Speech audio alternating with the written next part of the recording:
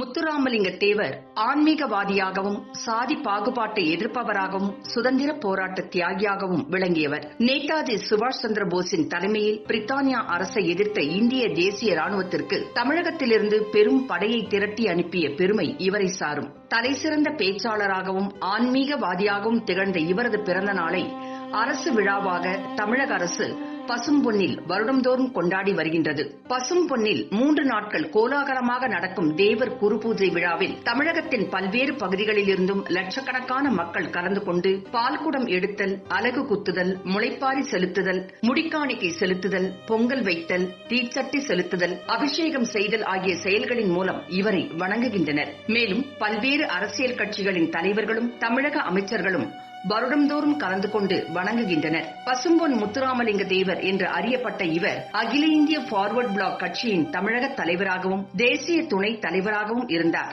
இக்கட்சி நேதாஜி தேவருடன் இணைந்து துவங்கியதாகும். இவர் 3 முறை இந்த கட்சி சார்பாக இந்திய பாராளுமன்ற தேர்தலில் போட்டியிட்டு வெற்றி பெற்றுள்ளார். 10ஆம் வகுப்பு வரை படித்த முத்துராமலிங்க தேவர் அவர்கள் ஆங்கிலத்திலும் தமிழிலும் மணிக்கணக்கில் பேசக்கூடிய ஆற்றல் படைத்தவர். தமிழ்நாட்டின் தலைசிறந்த பேச்சாளர்களில் ஒருவராக திகழ்ந்தார். விடுதலை போராட்டத்தில் பலமுறை சிறை சென்றார். அவர் வாழ்ந்த நாட்கள் 20,075. அதில் சிறையில் கழித்த நாட்கள் மட்டும் 4000. ஜமீன் பரம்பரையில் பிறந்தாலும் எளிய வாழ்க்கை நடத்தினார். 33 கிராமங்களுக்கு சொந்தக்காரர் என்றாலும் வருமானத்தில் பெரும் பகுதியை ஏழை மக்களுக்காக செலவிட்டார். குறிப்பாக தனது சமூக மக்களை விட ஹரிஜன மக்களின் நிலை உயர அவர் எடுத்துக்கொண்ட முயற்சிகள் பெரிது. பொதுத்தொண்டு செய்வதை முழுநேர பணியாக மேற்கொள்ள விரும்பி திருமணம் செய்து கொள்ளாமல் துறவி போல் வாழ்ந்தார்.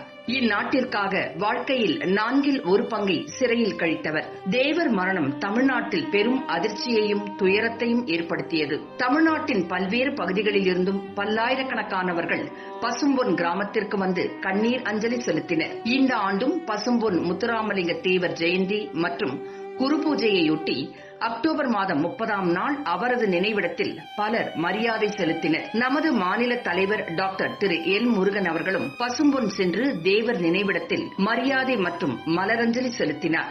முன்னாள் தேசிய செயலாளர் திரு ஹெச் ராஜா, மாநில துணைத் தலைவர் திரு நயினார் நாகேந்திரன், மாநில செய்தி தொடர்பாளர் திரு குப்புராமு ஆகியோரும் மரியாதை செலுத்தினர்.